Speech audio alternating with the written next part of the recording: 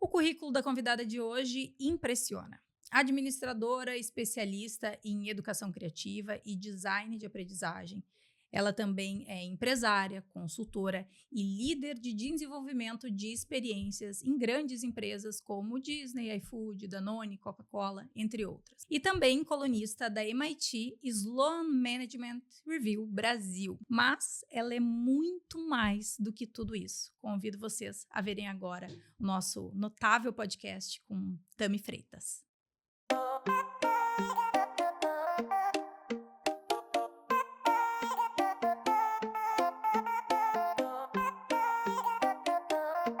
Tami, muito obrigada por ter vindo. Quando eu abri a porta, eu falei, gente, ela veio. Uma honra te ter aqui. Tu veio muito bem indicada, né, por uma pessoa que eu admiro bastante. E teu currículo, ele já impressiona, né? Mas quando a gente conversa contigo, é ainda mais impressionante. Obrigada por ter vindo, por ter aceitado. Imagina, eu que agradeço. Vim aqui pensando, meu Deus, o que eu vou fazer lá? Tomara que sirva para alguma coisa. Legal, feliz de estar aqui. Obrigada, eu que tô. Tami, vamos começar falando um pouquinho sobre tudo que tu faz, tudo que tu é, todos os projetos, porque quem não te conhece, quem é a Tami? Caraca. Bom, quanto tempo a gente tem? Ai, eu não sei, assim, é uma coisa que eu tenho um pouco de dificuldade de contar, porque, assim, profissionalmente, eu passei por muitas possibilidades, assim, né? Por muitas camadas profissionais, assim, mas, por último, eu sou empreendedora, eu tenho uma consultoria, que é uma consultoria que tem foco em educação adulta e criativa, onde eu ajudo empresas e pessoas a tratar alguns desafios, algumas questões com educação, né? E trazendo a educação nesse lugar de refazer o que a gente entende por educação, né? Eu falo que a educação, ela gera muito gatilho na gente quando a gente pensa em treinamento, em aula e tal, e eu acho que o meu desejo é fazer a educação ter uma outra cara e que seja um espaço onde a gente consiga reformular também o que isso significa, assim. Então, eu ajudo pessoas que querem ser mentoras a construir o produto delas de mentoria. Eu crio cursos para empresas, então eu faço cursos, por exemplo, para o Sebrae.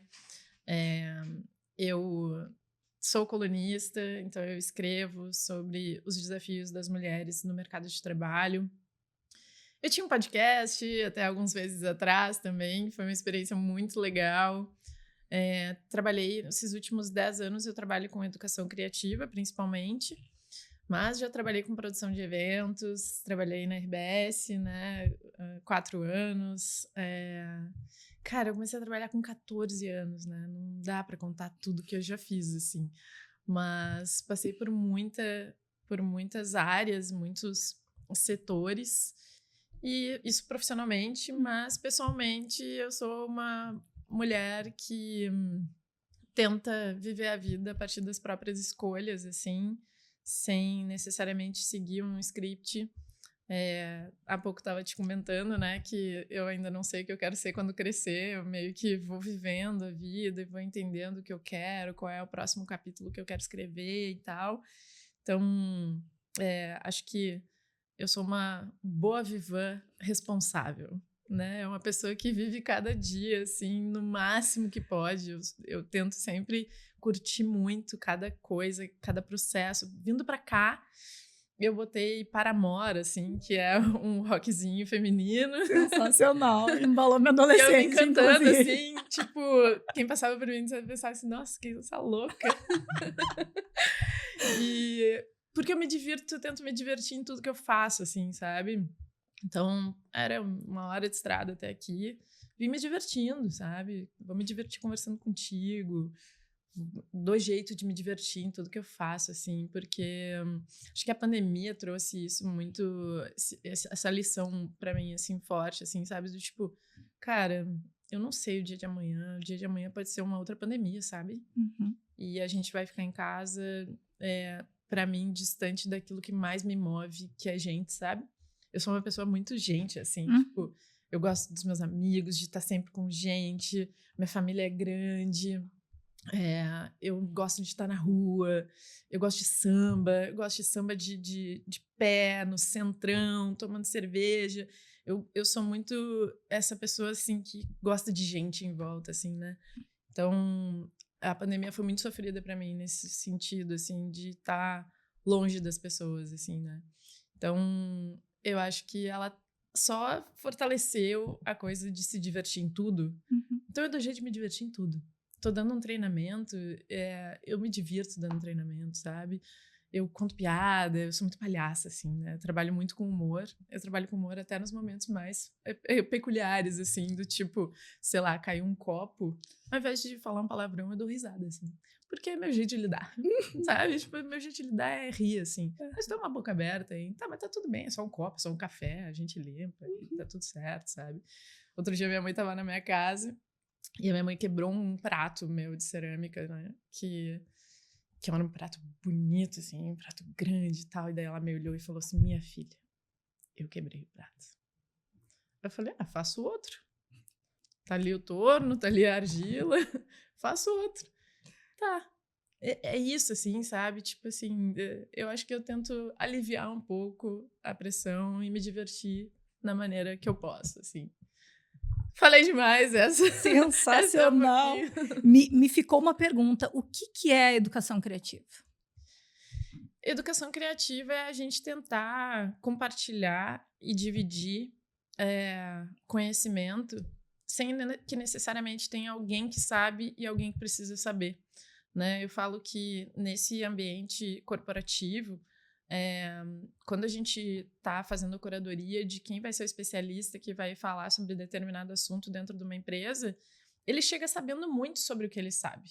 Isso é inquestionável, né? Então, por exemplo, chamei uma professora para falar sobre futuro do trabalho. Cara, ela é estudiosa em futuro do trabalho. Ponto. Mas quem sabe como é o trabalho dentro dessa empresa é quem trabalha nessa empresa.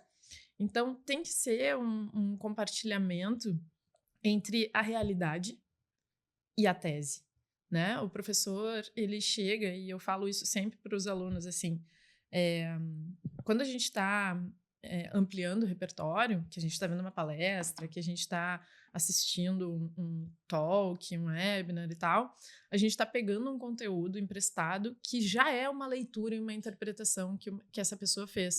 Então, não necessariamente esse é o único jeito de ver aquele tema, né? E eu falo que o grande processo de sabedoria é quando tu faz o depara, que é tu pegar essa ampliação de repertório, pegar esse conteúdo que está chegando para ti e adaptar ele para tua vida. Então, a educação criativa, para mim, ela vem nesse lugar de vamos dividir aqui?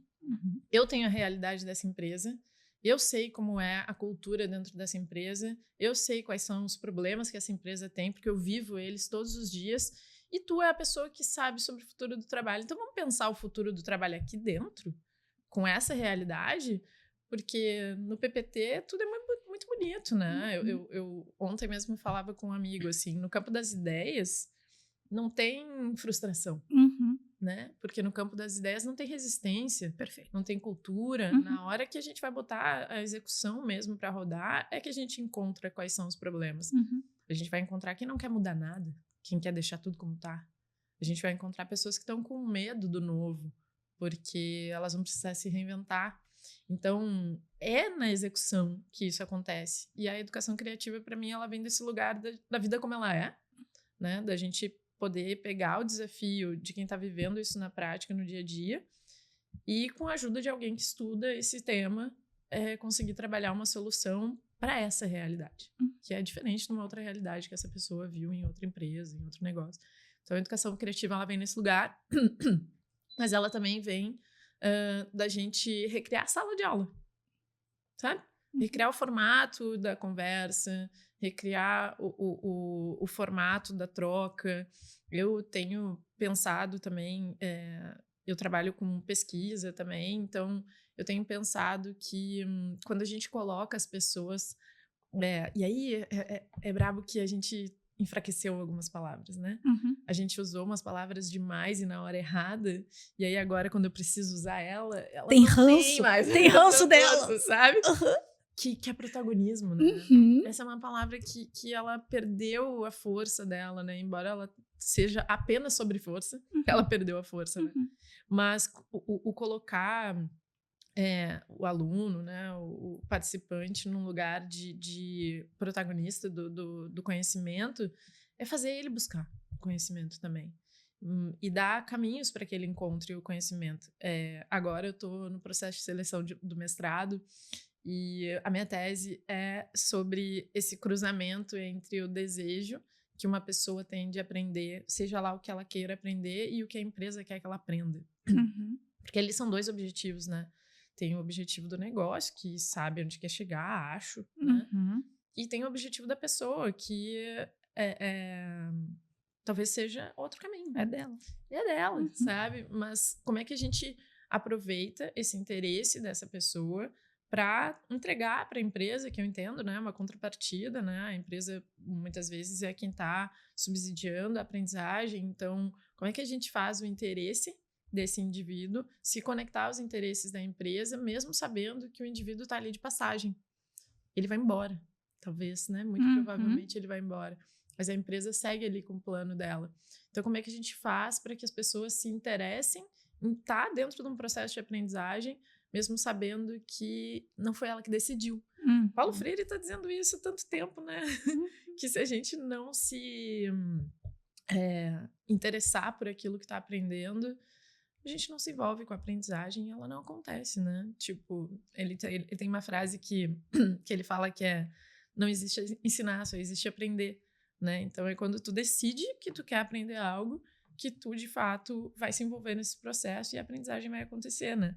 Que é um pouco também do que a gente estava conversando aqui antes, né? Eu sou uma pessoa que sou muito de estudar as coisas que eu quero, mas eu não sei se eu quero estudar o que alguém quer que eu estude. Eu quero estudar o que eu quero estudar. Eu quero, né? Então, como é que eu faço uso desse interesse pessoal em aprendizagem, que não necessariamente é o organizacional, para chegar em algum lugar que é benéfico para todo mundo, assim, sabe? Então, acho que a educação criativa é um pouco disso. Como que tu vê educação hoje no Brasil? Sabe que de educação tradicional eu sei muito pouco, não me envolvi, embora eu tenha muita vontade. Nossa, eu tenho muita vontade. Eu falo que eu sou uma diretora de escola frustrada. Porque eu acho o ambiente escolar, assim, fascinante, né? Tipo, eu estudei a minha vida inteira em escola pública. E eu acho fascinante a escola que eu estudei no ensino fundamental. Era uma escola que a gente chegava e ia para o refeitório e tinha café da manhã. Aí depois a gente tinha um lanche no meio da manhã também. E aí depois a gente almoçava antes de ir para casa. E aquele ambiente era meio que tipo o tio, a tia, né? Familiar. Era casa, né? Era casa. Eu gosto muito disso, assim. Eu estudei numa escola municipal. Era uma escola que, embora pública, era muito boa, assim. Não sei, em termos de aprendizagem, sinceramente, não me lembro. Mas eu gosto muito... O acolhimento. Eu gosto muito, assim. Eu gosto muito dessa lembrança, assim, de tudo que aquilo significou. Mas eu sinto que ela só não muta como o mundo muta, sabe? Eu sinto só que a gente ainda tá fazendo muita coisa, e não só na escola, né? Acho que nas empresas também. Eu dou consultoria e eu entro para dentro dos ecossistemas para perceber o que acontece. E é doido ver o quanto, por mais que a gente ache que o mundo evoluiu, as coisas como estão ainda muito pausadas no tempo, assim, né? Então, a impressão que eu tenho, e aí, assim, sem lugar de fala, porque a educação tradicional, a educação ensino médio, fundamental, não é a minha casa, assim, a não ser essa família, a sensação que eu tenho é um pouco de que a gente tinha que ressignificar as coisas mesmo, assim, sabe? Tipo, quando a gente é adulto, a gente queria voltar para a escola, né? Eu não sei, eu queria voltar para a escola. Onde a preocupação era só o tema do dia seguinte. Sabe? E é louco isso, porque eu até vim Sim. pensando assim, como a gente é criança, a gente julga os nossos pais porque a gente não sabe o que é ser adulto, né? Aham. E eu acho que então é isso, assim, eu acho que se hoje eu pudesse voltar para a escola, eu queria voltar para algumas matérias específicas. Eu queria muito voltar para aula de história. Eu aproveitei as aulas de história, porque eu sempre gostei do professor de história, né? Uhum. O professor de história era um cara rock and roll, assim, né? Ele era um cara, tipo, barbudo. Quebrava os padrões. Ele ouvia rock, ele chegava com um fonezão e ele falava sobre história, ele navegava na história também, ele dava uma brincada com a história. E eu acho isso muito potente, assim. A história, eu acho ela uma coisa que, quando eu comecei a estudar um pouco mais sobre de onde a gente veio e como se construiu a nossa sociedade, cara, eu questionei várias certezas que eu tinha. Várias. Algumas viagens que eu fiz também, né, para o Peru, para a Colômbia, eu fui conhecendo a nossa construção enquanto América do Sul. Eu fui entendendo o papel da igreja nessa construção, e aí fui entendendo minha relação também com isso que, em tese, era a religião que eu também recebi ali na família e tal. Então, eu acho que quando tu sabe da história, tu sabe criticar a história também. E tu sabe escolher melhor o que tu quer pra tua história dali pra frente, assim. Então, eu voltaria muito fácil pra aula de história, sabe? E eu tive bons professores de história, assim. Então, eu acho que é isso. E daí depois, uma coisa que eu tenho conversado também muito com amigos é sobre o que acontece com a universidade, assim, que aí eu não sei o quanto eu vou ser cancelada depois disso, mas eu tenho conversado muito também sobre, cara, a universidade pública, sabe? Eu sou filha de políticas públicas, absolutamente, assim. Eu fiz uso de tudo. Olha, esse benefício está disponível, usarei. Então, eu sou Enem, ProUni, Minha Casa Minha Vida, tudo que eu pude usar, eu usei.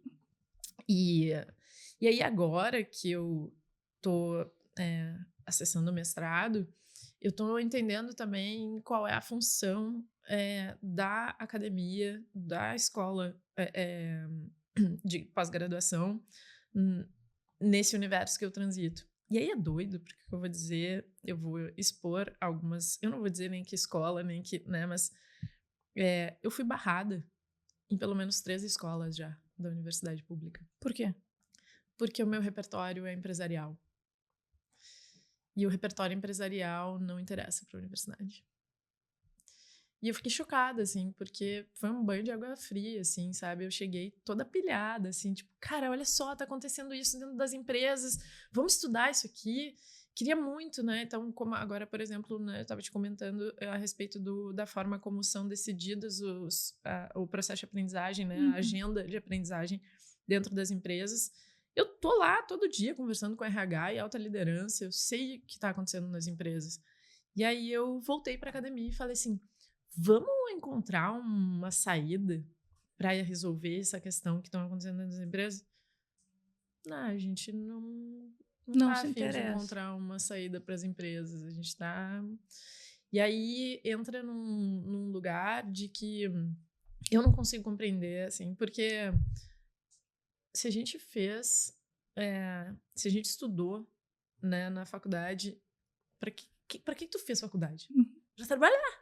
Eu não conheço ninguém que foi pra faculdade pra se divertir. Perfeito. Não tinha o que fazer, vou pra lá. Ia ter feito minha arte na praia, né?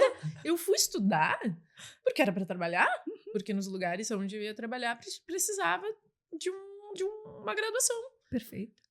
Aí, essa escola tá me dizendo que ela não quer estudar o mundo dos negócios, ela não quer estudar o trabalho. Ela quer estudar o que cabe à linha de pesquisa e ao pesquisador estudar, porque a carreira ali é pesquisa, né?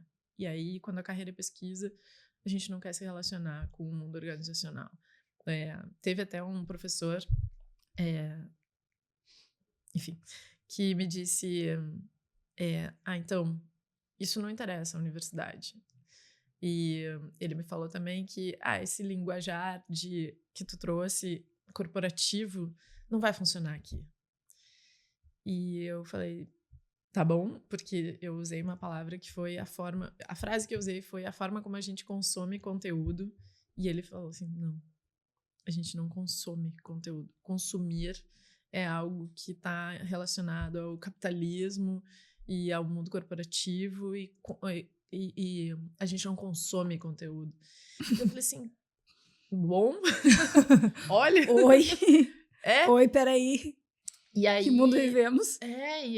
E é muito doido isso, né? Porque, Totalmente desconecto da realidade. sim, até que eu cheguei na 4ª escola da Universidade Federal e uma professora me falou, cara, eu acho que tá na hora da universidade se conectar com a empresa mesmo. Aí eu falei, Gente, 2025, né? que coisa Que bom. boa! Que bom! E aí ela foi a única pessoa que aceitou a pesquisa que eu estava interessada em fazer, porque é isso, né? Tu não vai pro mestrado, pro doutorado, ficar 2, 4 anos estudando uma coisa que tu não quer estudar. Pelo menos eu não vou fazer isso E para fazer alguma mudança, de fato, né? Não é para estudar, porque não tem nada para fazer. Ou para né? seguir uma linha de pesquisa que Exato. alguém começou. Eu entendo da onde isso sai, mas ao mesmo tempo, aí, voltando, né, na pergunta que tu me fez, né? Tipo, o que tu acha da educação hoje em dia? Eu acho que assim, eu sei que tem algumas pessoas entrando na universidade, na pós-graduação, no mestrado, no doutorado, com esse desejo de encontrar algumas respostas, e a minha esperança é que essas pessoas consigam ganhar espaço aos poucos para que a gente possa unir as duas coisas, assim, né? Porque a universidade pública ainda está nesse lugar de afastamento dos negócios, né? Agora, a universidade privada, ela tá dentro do negócio. Ela é o negócio, né, na verdade. Ela é o negócio. Ela é o negócio. Só que aí ela custa R$5.000 por mês, né? E aí, então... E aí é isso. Eu quero fazer uso de todas as políticas públicas que existem. Eu quero fazer uso da universidade pública, como toda a minha trajetória foi. Então... é um pouco de ter que encontrar um jeito de entrar para poder ressignificar o que a escola pública também está querendo fazer, assim. Mas é isso, acho que tem algumas coisas que estão paradas, assim, mesmo, sabe? Falando um pouquinho sobre a questão do mercado de trabalho, tu como uma estudiosa também, né, dos desafios das mulheres no mercado de trabalho, como que tu percebe o mercado hoje para as mulheres? Eu acho que tem uma maquiagem muito bem feita de... agora temos 30% do board feminino. Acho que agora temos uma política que quer até 2030 ter mulheres.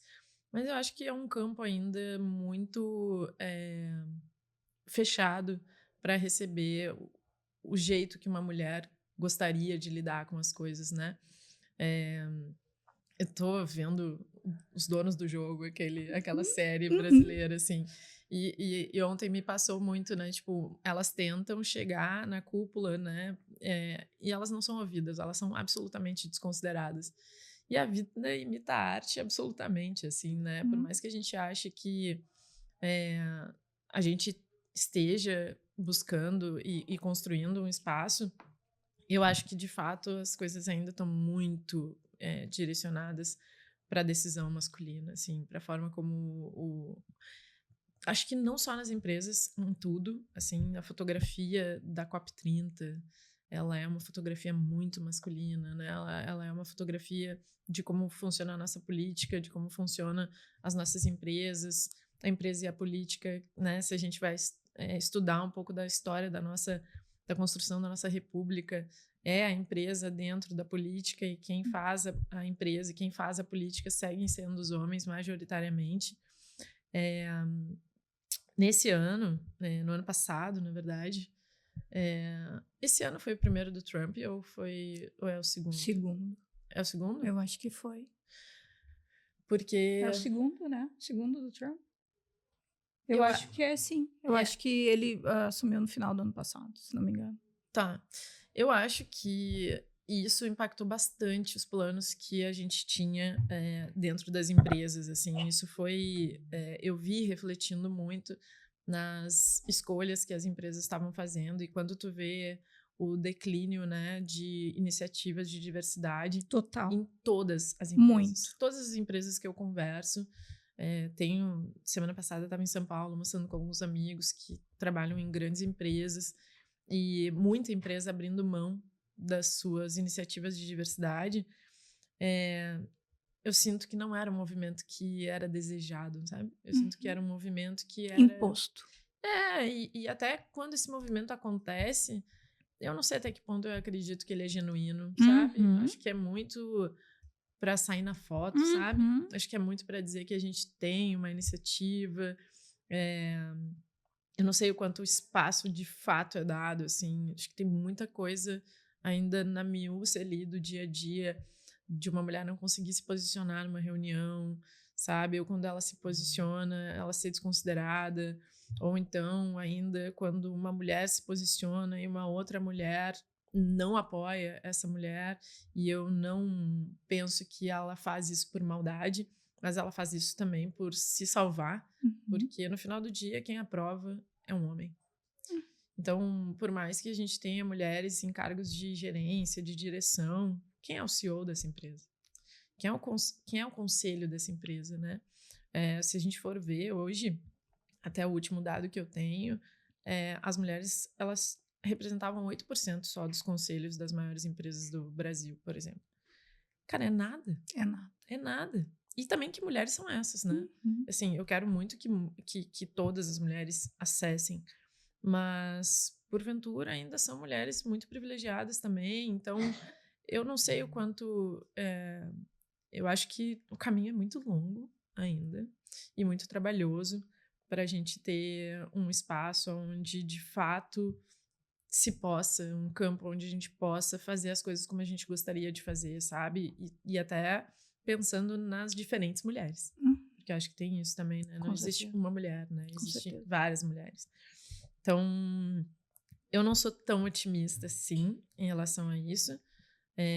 Obviamente, né? Dentro da história, a gente percebe uma presença feminina maior nos negócios, mas eu ainda acho que é muito pouco e que tem bastante caminho pela frente ainda. Eu vi um dado que a gente ainda vai levar 300 anos para atingir a equidade. Só que daí, assim, né? A galera já tá fazendo bunker porque o mundo vai acabar em menos de 100. Então, não vai estar dando pra gente ver, né? Exatamente. Vai estar tá bem demorado. Não, e é uma coisa, assim, que hoje se fala muito. Mas já melhorou bastante. Mas não sei o quê. Mas ainda tá muito longe, né? Tá inalcançável ainda. E é uma batalha, uma luta, assim, com uma força muito, muito contrária, né? Então, e aí, cara, eu acho que é um pouco de também, eu sempre falo, assim, acho que é a redução de danos, sabe? Entende aí onde tu quer chegar, o que tu quer fazer, o que dá para fazer. Eu acho que, porventura, a mulher também ter que forçar muito essa barra é mais um trabalho para ela, sabe? É exaustivo, então, é exaustivo assim, demais. Claro que sim. Eu comento isso, assim, nas aulas que eu dou de liderança feminina, assim, que às vezes a gente se julga também entre as mulheres, né? De, tipo, uma mulher que resolveu ser dona de casa e esposa. Falo, cara, tá todo mundo enfrentando seus BOs, né? Então, se essa mulher achou que esse é o BO que ela consegue segurar, deixa ela aí, sabe? Pressão e julgamento sobre as mulheres não vai faltar. Perfeito. Então, acho que também a gente se entender enquanto mulher e na medida do possível, se apoiar independente da escolha, sabe? Quer ser mãe, não quer ser mãe. Quer casar, não quer casar. Quer ser CEO, não quer ser CEO. Cara, tá tudo bem se tu quiser ficar ali no teu papel de analista, né, teus dados, e não tentando romper essa barreira, porque a gente sabe que ela é uma barreira muito difícil de romper. Então, acho que a gente tem que ir aos poucos ir encontrando o que a gente pode fazer, né, com o que a gente pode aguentar também nesse processo, porque já tem muita coisa para segurar, né? Tu sabe que agora tu falando isso me lembra 2 amigas. Eu tenho um grupo de 6 amigas bem próximas, assim, desde sempre, né? desde, sei lá, meus 13, 14 anos. Para mim é sempre, né? Mais de 20 anos. É bastante. E teve uma amiga minha que saiu do Brasil há uns 3 anos, 3, 4 anos, e ela aqui assumia uma posição de liderança, tinha um time trabalhando, tecnologia da informação, desenvolvimento de games e etc. E ela falou, não, eu quero sair e eu não quero posição de liderança. Eu quero ser analista. Porque eu quero ter o meu dinheiro para viajar à Europa quando eu quiser. Não quero ter os BOs que eu tinha aqui. Então, ela deu um passo para trás na carreira para justamente ter uma qualidade de vida. E eu lembro que quando ela falou isso, a gente, tá, ok, a gente vai te apoiar independente, né, da tua escolha. E foi algo, assim, que sempre me vem à cabeça, assim, essa escolha que ela fez, né, porque enquanto estava todo mundo querendo, não todo mundo do meu grupo, mas todo mundo, o que eu vejo das mulheres hoje, e também me incluo, né, nessa posição, de querer mostrar que a gente consegue ser tanta coisa, né, aguentar tantos papéis, né, ela abandonou aquilo, né, de uma forma quase que precursora, porque, sei lá, 3, 4 anos atrás a gente ainda não falava sobre isso, pelo menos, né, não no meu grupo. E hoje eu vejo o movimento de uma outra amiga também do mesmo grupo, que está numa posição super confortável, próxima de uma coordenação. O próximo passo seria uma coordenação, e ela já sinalizou, uma grande empresa, já sinalizou que quer sair, está construindo a demissão dela para sair, para largar tudo, para ir para fora. E eu perguntei para ela esses dias, tá, mas como que tu te vê, né? O que tu quer fazer? E ela, cara, qualquer coisa menos engenharia. Vou lavar prato, vou fazer alguma coisa de turismo, sei lá, yoga. E eu, caraca, que legal, e que legal a gente se possibilitar fazer isso, né? E ela estava relatando como estava sendo difícil para a família entender também. Sim. Né? Porque durante muito tempo a gente meio que foi moldada também, né? Para dar os checks ali, né? Na listinha da vida, né? E hoje eu vejo esse movimento, assim, muito mais empoderado. É uma outra palavra que a gente... Deu força. Um movimento muito mais empoderado sobre a gente ser o que a gente quiser ser de fato, né? Sabe que tem 2 coisas aí que eu vou resgatar, porque são 2 coisas que me chamam a atenção, assim. Quando meu pai é motorista, foi motorista, né? Agora ele tá aposentado e ainda trabalha, mas ele foi motorista a vida inteira. Meu pai frequentou muito pouco a escola, assim. E a minha mãe, dona de casa, fazia doce para vender e tal. E eu acho que, tipo, os meus pais, eles não souberam o que o mundo ia pedir para mim. Talvez eles até soubessem, mas não tinham condição de me dar, né? E aí, quando eu fui para o mundo que eles não conhecem, meu pai e minha mãe, minha mãe não trabalhou, meu pai não foi para o mundo corporativo, eu fui entendendo as coisas que esse lugar ia exigir de mim a partir da minha experiência, porque não tinha experiência dos meus pais ali para poder entender. E aí, cara, quando eu cheguei na RBS especificamente, assim, lá em 2010, eu saía para almoçar com essa galera e a galera falava inglês. Eu venho de escola pública. Cara, se tiver português, assim, ó, abraço, sabe? Tipo, não vai ter idiomas, não vai. Eu não sei hoje, né? Na minha época não tinha. Então, eu tinha 20 e poucos anos, eu não sabia falar inglês, nada, tipo assim, nada, eu não entendia nada, assim, o pouco que eu sabia era de música, de eu ter ouvido e tal, mas nunca estudei. E aí, quando eu tava na RBS, a gente ia pro almoçar e, putz, tinha uma galera muito privilegiada trabalhando lá, assim. E aí a galera falava uns termos em inglês na hora do almoço e eu anotava embaixo da mesa, assim, tipo, no meu celular, aqueles Nokia ainda 5120. Eu anotava, assim, mais ou menos o que eu tinha entendido que era a palavra, assim. Eu, tipo, tá, quando eu voltar eu vou pesquisar, né? O que isso significa. E aí, aos poucos, eu fui anotando ali umas palavras e tal. Daí, daqui a pouco, aí eles falavam que tinham ido para o Canadá com a família nas últimas férias. E sei lá o quê. O máximo que eu fui foi para Quintão com a minha família, assim. E olha, acho que foi uma vez. Eu ia para Pinhal. E foi uma vez, assim, que eu tenho essa memória ainda. E aí, eu pensei, então essas pessoas falam inglês, essas pessoas viajam, tá. E aí eu sou muito observadora, assim, né, e aí eu fui entendendo o que tem que fazer para existir nesse lugar. Uhum. Até que a RBS ali, ela tinha um escritório de produção de eventos que eu trabalhava, que em algum momento eles resolveram fechar. E na época eu namorava um cara ricão, assim, um cara que tinha grana, e as coisas que ele me levava para fazer eu não podia ajudar ele a pagar, porque eu não tinha como pagar. E ele falava, não, é comigo, eu pago e tal. Então eu comecei a guardar dinheiro ali naquela época, da RBS. Quando a RBS fechou o nosso escritório, eu falei pro meu pai e pra minha mãe, eu vou estudar inglês. Eu vou embora e vou estudar inglês. Na hora, meu pai me olhou e falou assim, mas não tem uma escola de inglês que tu possa estudar aqui em Porto Alegre? Eu falei, pai, até tem, mas tem que ter viajado. Não basta falar inglês. Tem que sentar no almoço com essas pessoas que eu sento, e tu tem que dizer que tu foi pra tal lugar, que tu conhece tal lugar, que tu lembra disso porque tu comeu isso em tal lugar, sabe? Tu tem que ter esse repertório. Experiências. Tu tem que ter esse repertório. E meu pai não entendeu, e eu boto muita fé que ele não entenda, porque a realidade dele é outra, Uhum. né? E aí eu peguei minha grana, pedi demissão da RBS. Meu pai achou um absurdo eu pedir demissão da RBS, assim, porque, tipo, imagina, meu pai é motorista. RBS. E eu trabalhando na RBS. E a Claro. RBS também era, na época, assim, pra minha família, uma baita de uma casa. E ela é uma baita de uma casa mesmo. Foi um aprendizado muito grande. E eu fui pra Califórnia, cara. Fui com minha grana pra Califórnia. Cuidei de cachorro lá.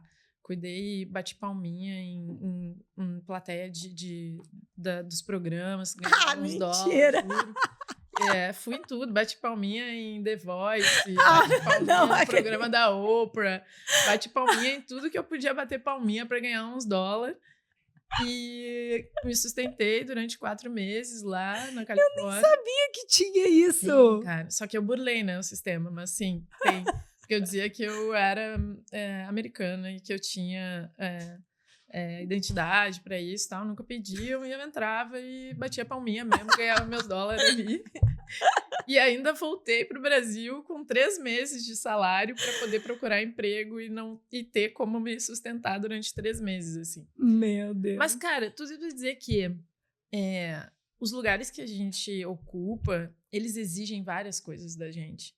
E a família não entender é também entender quem é a tua família, sabe? Depois que eu fui compreendendo o quanto esse universo estava distante do universo onde eu fui construída, eu fui entendendo o que eu precisava construir para poder estar numa mesa com essas pessoas e almoçar com essas pessoas, sabe? Uhum. E meu pai não entendeu, né? Meu pai falou assim, mas minha filha, por que tu não guarda esse dinheiro para comprar uma casa? Porque ele nunca comprou uma casa. Uhum. Então, para ele, isso era valor. Era o sonho dele. Era o sonho dele, né? E eu entendo de onde isso vem. Tanto que, quando eu voltei da Califórnia, deu mais um tempo, eu comprei uma casa mesmo. Mas é isso, assim, tipo... esse ímpeto, assim, que eu não sei de onde vem, né? Que a gente percebe e observa que é necessário e tu vai atrás na medida que tu pode e tal. Enfim, isso é uma coisa. E uma outra coisa que tu trouxe que eu acho... Tem um filme argentino que chama Odisseia dos Tontos. Que ele é um filme que, entre tantas coisas ali que tem de muito legais nesse filme, eu sou uma grande defensora desse filme. Tem um personagem que ele é mecânico de carros antigos, relíquia, assim. Então, ele só arruma carros muito antigos, mas carros bem de colecionador, essas coisas assim. E aí, ele é um cara que ele trabalha com um paninho, assim, ouvindo uma música, tomando um cafezinho e brisando, assim, no trabalho dele. Demorando para fazer o trabalho dele, fazendo ali com qualidade, com atenção, com tempo e tal. E aí, é até engraçado que quando chega um cliente dele, ele fala assim, em quanto tempo fica pronto? Daí ele, vou te avisando, assim, vamos ver, sabe?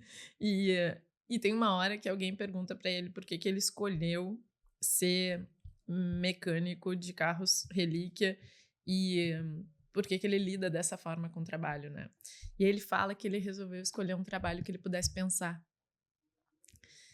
E eu fiquei muito tempo parada nessa fala dele, assim, porque eu acho que os nossos trabalhos, o meu, o teu e de tantas outras pessoas, que é um trabalho intelectual, ele consome a nossa inteligência e ele consome o nosso tempo a ponto de que as coisas que a gente precisa criticar, a gente não tem energia para criticar. Total. A ponto das coisas que a gente precisa buscar saber, a gente não busca saber. Total. Né? Concordo muito. Então eu acho que não é à toa que o nosso trabalho, e não só o nosso trabalho, né? Se a gente for olhar, né, na sociedade de um modo geral, tu tem que ter visto tal filme, tu tem que ter visto tal série, tu tem que ter lido 12 livros por mês, tu tem que ter ouvido 14 podcasts, tu não pode ter nenhum momento de ócio na tua vida. Se tu tem um momento de ócio, tu vai ficar ansiosa, porque será Sente que eu deveria culpada. estar parada? Claro, sabe? produtividade. Total, total. E eu me encaixo muito nisso, assim. Toda vez que eu penso em silenciar, vem logo uma coisa do tipo, mas e se a gente estivesse estudando aquele cursinho mais que tá guardado aqui? Perfeito. Então eu acho que, tipo, não é à toa. Esse sistema da gente não saber quais são os nossos direitos, esse sistema da gente não saber aquilo que a gente tem que criticar, até onde a gente pode se envolver com as coisas, na política mesmo, sabe? Eu acho que o nosso trabalho intelectual, ele é um trabalho que... O nosso trabalho de modo geral, né? Mas eu sinto que ele é um trabalho que nos afasta de pensar nas coisas que a gente deveria pensar. Seja na nossa vida, nas nossas relações, nas coisas que a gente quer pra gente e tudo mais, quanto nessas estruturas que a gente não questiona elas, porque, cara, a gente não tem tempo e quando a gente tem tempo a gente tá cansado. Isso mesmo. Né? Então, quando a tua amiga fala sobre ir passar café, nossa, assim, dia sim, dia não, eu penso em abrir sei lá, um spa, sabe? E abrir um hostel no Rosa, não sei. Vira e mexe eu penso nisso, do tipo... Tá, deixa eu respirar, sabe? Porque é isso, a gente passa 12 horas com a cara na frente do computador, sem interagir, sem se relacionar, né? Com a pressão pegando. É isso, e tipo, não dá tempo de pensar nas coisas que a gente tem que pensar. E aí, se a gente não tá pensando nessas coisas, a gente vai demorar 300 anos para construir essas mudanças de fato, assim, né? Porque, enfim, então, acho que é meio por aí.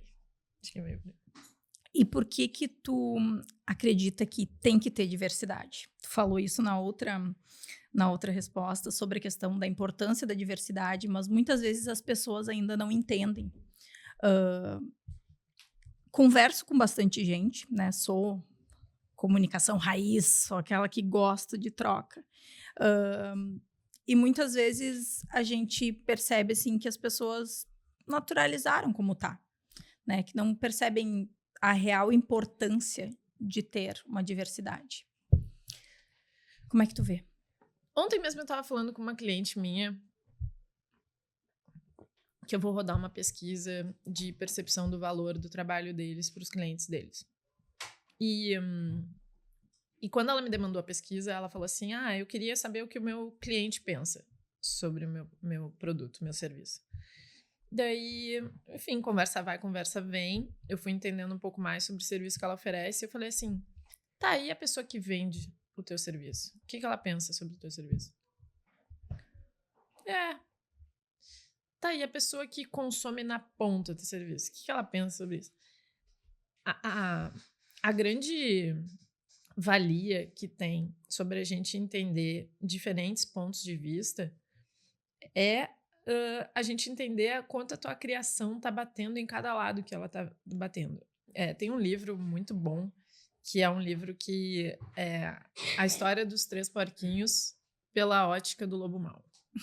Esse livro, uma grande amiga minha, que é uma inspiração para mim também, a Fernanda Dedivitz, que é uma designer estratégica, que me falou sobre esse livro, e eu acho genial a proposta, que é trazer uma outra visão sobre a mesma história. E ninguém nunca deu bola para a visão do lobo mau. Porque ele era mau. Exato. Como é que a gente vai dar voz pro lobo mau? Exato. A gente só teve a história dos 3 porquinhos. Essa história todo mundo conhece, todo mundo sabe, todo mundo ouviu, tá cansado de saber. Mas ninguém pensou em ouvir o lobo mau. Eu acho que a gente tá acostumado a ouvir a mesma narrativa. Sempre. Né? Eu acho que a gente tá... Os microfones estiveram voltados sempre para as mesmas pessoas. Para mim, o valor da diversidade é um valor que uma empresa que não se deu conta disso, ela tá perdendo tanto porque as empresas falam, né, que elas querem inovar, né, e não sei o quê. Cara, inovar é trazer pontos de vista. Se tu traz diversas visões sobre uma coisa... E ouve essas pessoas, né? A chance que tu tem de criar algo que vai se conectar com um monte de gente que não tá considerada no plano e que, assim, gasta grana, tá? Que consome teu produto. Porque eu acho que no fim das contas, assim, no fim de tudo isso, a gente tá criando para quem, né, esse nosso produto, para esse nosso serviço. Se a gente tem diferentes visões de diferentes lugares, a chance que a gente tem de criar algo que seja mais bem recebido, que faça sentido, que seja necessário, é muito maior. Então, enfim, eu tenho alguns amigos também que furaram a bolha, eu falo, né, que chegaram a circular nos lugares que a gente circula, que não vieram desses lugares, que a gente traz questionamentos que essas pessoas nem pararam para pensar, sabe? Então, tipo... Ontem eu estava dando um exemplo, por exemplo, de um diretor da minha irmã lá, que trabalhou numa empresa, num grande banco, e ele não gosta de trabalho remoto. Ele não gosta, ele gosta de ver as pessoas ali no escritório trabalhando. Daí teve um dia que ele recebeu uma caravana da China, e ele estava apresentando a empresa, assim, para essa caravana da China, e ele não passou na sala da minha irmã e do time da minha irmã de trabalho.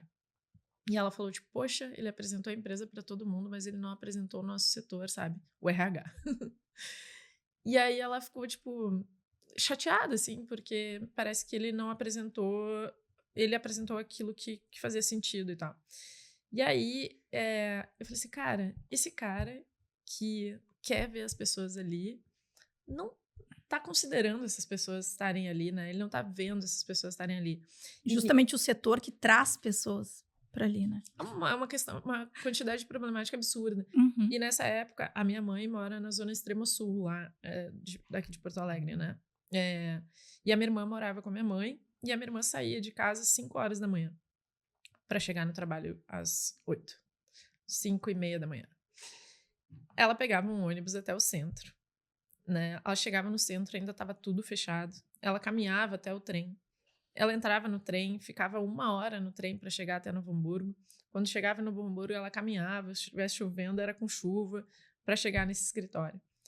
Esse cara chegava de Mercedes, ouvindo o podcast dele ali no carro dele, as notícias dele, com vidro fechado, sem nada incomodando ele, sem ninguém batendo nele, sem ele precisar ficar de pé porque não tem banco. A visão dele sobre o home office é a visão de quem vai trabalhar de Mercedes, de quem tem uma vaga de estacionamento parada na frente da porta do escritório, que não vai se molhar, né? De alguém que vai entrar dentro da sala dele e o cafezinho dele já vai estar ali. Que não precisa se preocupar com nada dentro de casa. E que alguém na casa dele tá cuidando dos filhos dele. Perfeito. A roupa dele vai estar limpa, passada. Sabe? Tudo organizado. A comida aparece, né? A roupa aparece, a criança aparece, né? Por acaso ela aparece educada e fez o tema de casa, assim, umas mágicas, assim, sabe? Então é claro que ele não gosta de home office. Porque se ele tá em casa, talvez ele tenha que participar de tudo isso. Claro! Né? Se ele não tá em casa, logo, eu não tenho tempo para isso. Perfeito. E aí, aí eu tô querendo demonstrar com isso as visões que a gente pode ter sobre uma mesma situação. Tu gosta e tu não gosta pelo aquilo que também tu pode e que tu não pode. Perfeito. Né? Que tu tem e que tu não tem. Então, para mim, o poder da diversidade é a gente trazer a história como ela é, a realidade como ela é, das pessoas que vivem coisas que a gente talvez não faça ideia, sabe? E eu acho que aí mora também uma coisa que eu sempre falo, né? A gente vive numa situação de polarização não só política. Uhum. A gente vive uma polarização também da forma que a gente quer viver. E a gente está se apontando muito dedo, a gente se aponta muito dedo sobre como assim tu não composta? Como assim tu não separa o teu lixo?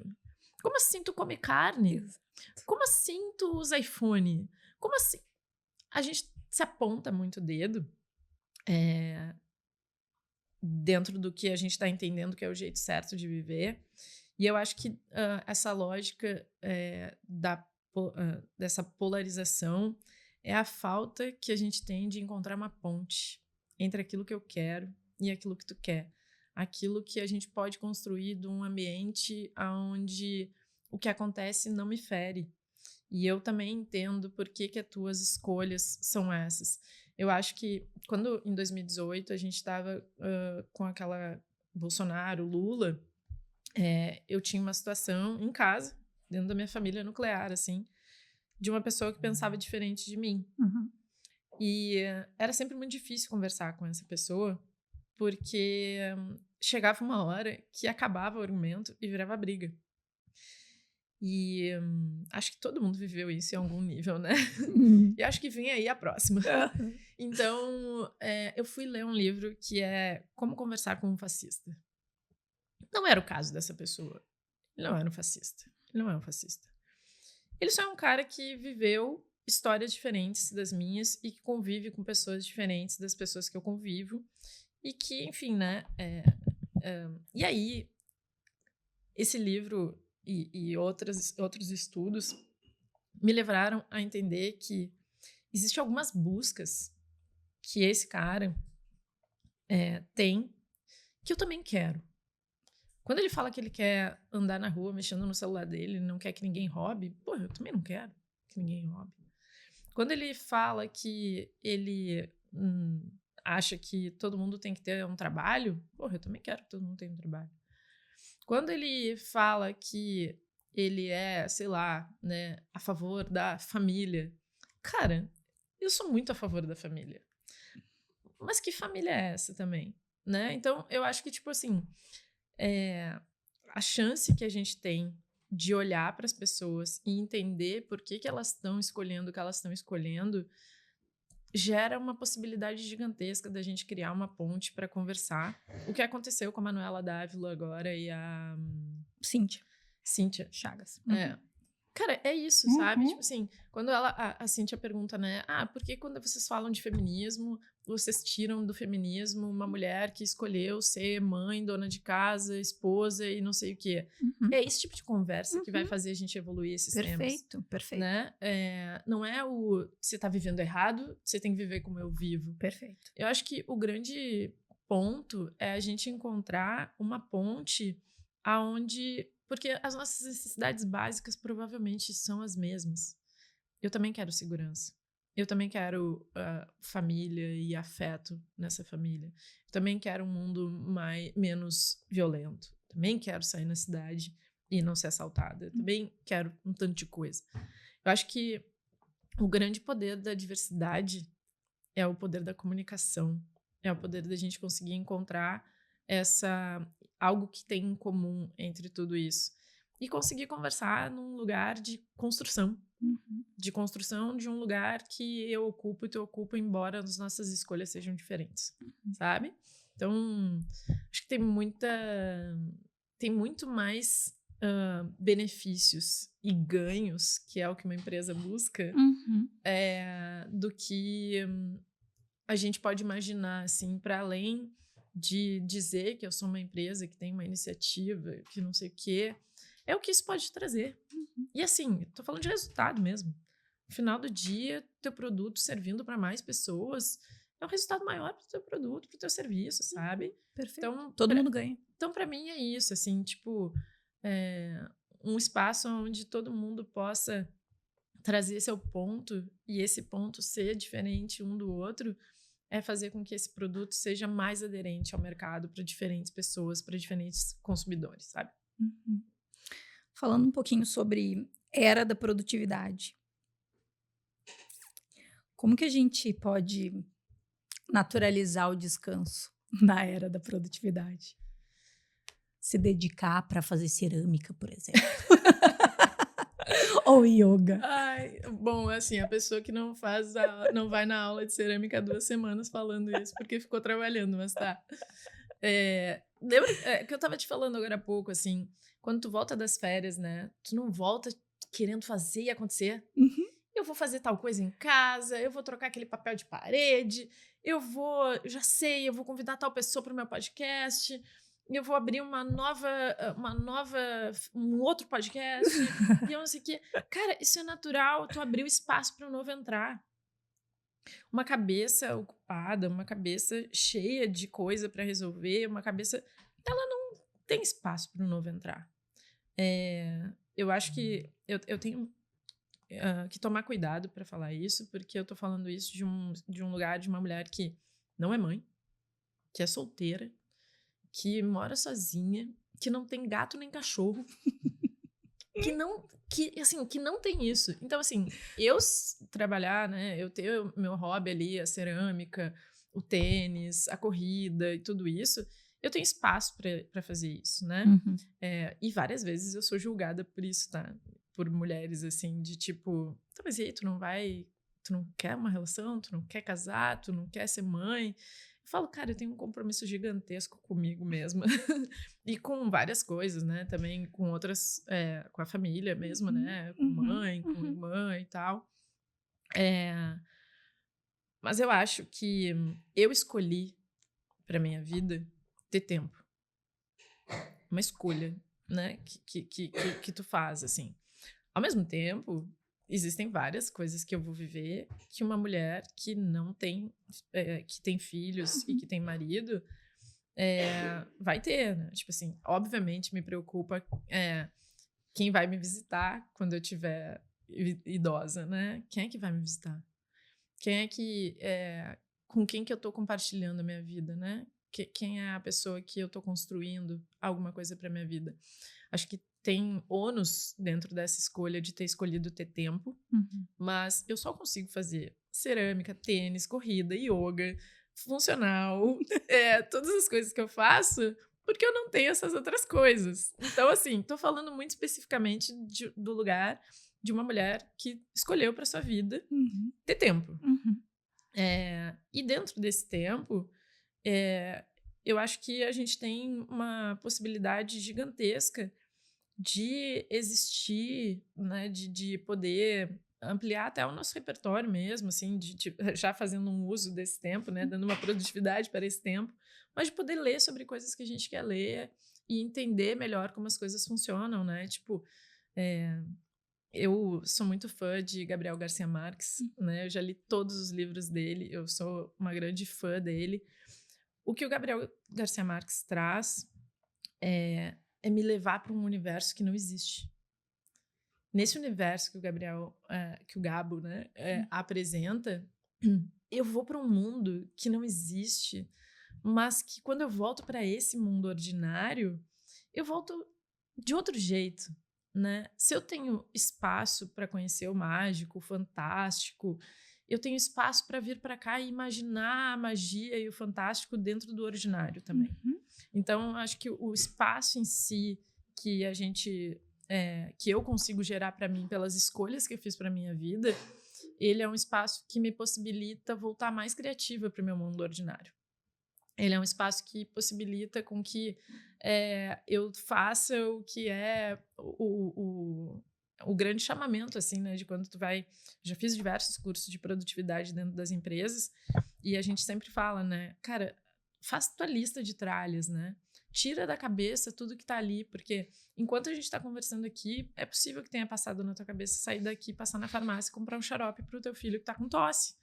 É muito possível que isso tenha acontecido. E, ao mesmo tempo, tu tenha pensado que vocês vão almoçar, que já tá na hora de a gente pensar sobre isso. E depois do almoço, o que tu vai ter que fazer e tal. Tudo isso tá ocupando espaço na tua cabeça. tá fazendo com que tu não esteja talvez 100% aqui. É muito difícil a gente estar 100% em algum lugar, de fato. Mas esse lugar que a gente está 100%, ele geralmente vai ser um lugar mais prazeroso. Essa conversa geralmente vai ser uma conversa mais rica. Essa presença, ela provavelmente vai te levar a ter outro tipo de interpretação e visão sobre a gente ter conversado. A grande parada da produtividade é tu tentar tirar essas coisas da cabeça, anotar essas coisas, deixá-la num outro lugar para esvaziar um espaço e entrar outro espaço. Nossa cabeça, nossa mente, ela tem uma limitação, né? Como qualquer servidor, assim. E se a gente não abre esse espaço, o novo não entra.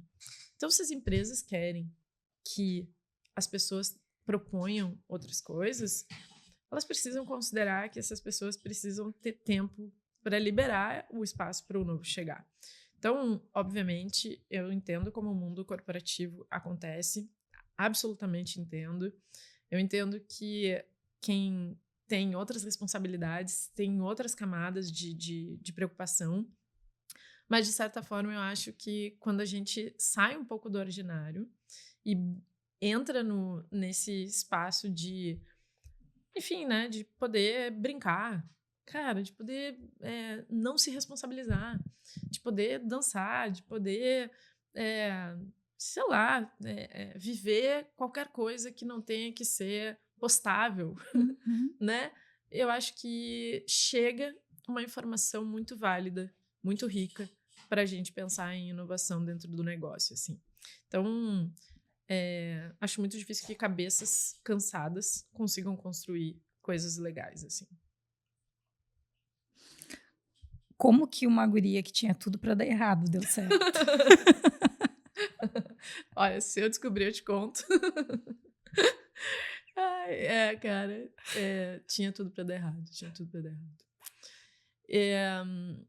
Eu não sei essa resposta, de verdade, não sei. Eu acho que tem um anjo da guarda muito, muito potente, assim. Eu acho que tem.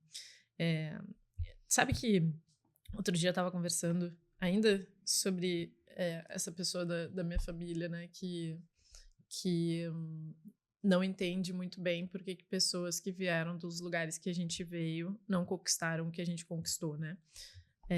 Eu acho que é muito cansativo, né? É muito cansativo tu lidar com preconceitos. Eu não sou uma mulher que sofreu tanto com isso. Eu já fui perseguida várias vezes dentro de farmácia e supermercado, porque acho que eu tinha uma cara de trombadinha, assim. Mas eu não sou uma mulher negra, né? Eu não sou uma pessoa que aparenta ser uma pessoa que veio da periferia. Então, tem algumas coisas aí que eu acho que abriu portas para mim, e isso é inevitável, sabe? Tipo, o fato de ser uma mulher branca, de olho claro, eu acho que abriu muita porta. E o que eu penso é que por que a gente quer que a vida das pessoas seja difícil? Por que a gente não quer facilitar? Eu juro pra ti, eu não quero que nenhuma pessoa passe pelo que eu passei, né? Eu já não tive comida, né? A minha mãe já me mandou pra escola várias vezes com fome. Inclusive, quando ela tinha que escolher, às vezes, quem é que ia comer, ela escolhia a minha irmã mais nova, porque a minha irmã mais nova podia contar para a professora que estava com fome e a minha mãe ia se ferrar. Eu não ia contar porque eu já tinha idade para entender que não era que eu prejudicaria a minha mãe se eu contasse. E que também eu era maior, podia lidar com isso, né? Então, o que eu penso é que eu não quero que ninguém mais passe por isso. E eu acho que a grande parada é que às vezes a gente quer que as pessoas sintam o que a gente sentiu e passem na pele o que a gente passou para ir construir o que a gente construiu. Por que a gente quer isso? Eu não quero que ninguém passe por isso. Eu quero que a vida das pessoas seja muito mais fácil do que a minha vida foi, porque a minha vida ter sido muito difícil me faz ter 20 anos de investimento em terapia, que eu podia ter comprado uma casa já, eu acho, nesse tempo.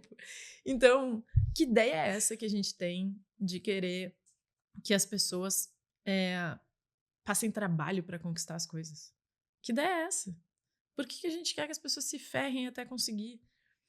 se eu puder facilitar a vida de alguém, eu vou facilitar. Eu já até falei, declaro aqui nesse podcast público. O dia que eu morrer, eu quero que peguem meu carro e entreguem para a mina mais ferrada da universidade lá, que nem eu. Pegava 5 ônibus para chegar na faculdade, bolsista, sem grana para comer o lanche da faculdade, voltava com fome para casa. Eu quero que dê meu carro para ela. Eu não quero meu carro fique com alguém da minha família que dê. Não quero que dê para ela. Eu não quero que ninguém mais passe pelo que eu passei. Então, na medida do possível, se eu conseguir alcançar os lugares que eu quero alcançar, eu vou ir falar para as meninas que passaram pelo que eu passei, que existe um universo gigante de coisas que elas podem construir, que elas podem conquistar, que é para além daquilo que elas estão conseguindo enxergar, assim. Então, eu não sei o que me tirou de lá, eu não sei o que me fez furar a bolha, né, e frequentar os espaços que eu frequento hoje, mas o que eu sei é que quem eu puder tirar desse lugar para mostrar e para trazer para uma realidade que a gente também possa compartilhar mais sobre tudo isso que é gostoso de viver, né, eu quero que ocupem, sabe? Tipo, quero que peguem avião, quero que as pessoas conheçam a Bahia. Tipo assim, por mim, eu daria a Bolsa Bahia, sabe? Se eu fosse eleita, eu daria a Bolsa Bahia, porque todo ser humano deveria respirar Bahia um dia na vida. Então, eu não sei que ideia é essa que a gente tem de querer que as pessoas passem trabalho, porque é a partir de ter passado o trabalho que vale a pena ter conquistado. Cara, de verdade, e é um fato, eu digo que desde que eu fui para Califórnia, eu sinto que a minha vida mudou muito, né? Porque eu vi coisas que eu só via na TV, né? E hoje, quando eu vejo um filme, eu vejo aparecendo Las Vegas e eu fui, eu fico, caraca, eu fui! Sabe, esse lugar existe mesmo e tal. Tipo, eu acho que isso aumenta a minha crença de que é para todo mundo, que todo mundo deveria poder, e que eu quero que mais pessoas descubram, enfim, o que elas querem fazer e o que elas fazem. Eu não sei que ideia é essa que as pessoas têm de querer que só determinadas pessoas frequentem um espaço, assim, sabe? Então, na medida do possível, onde eu puder trazer mais pessoas para incomodar essas pessoas que querem esse espaço só para elas, eu vou fazer. E claro que tem um valor, né, muito rico.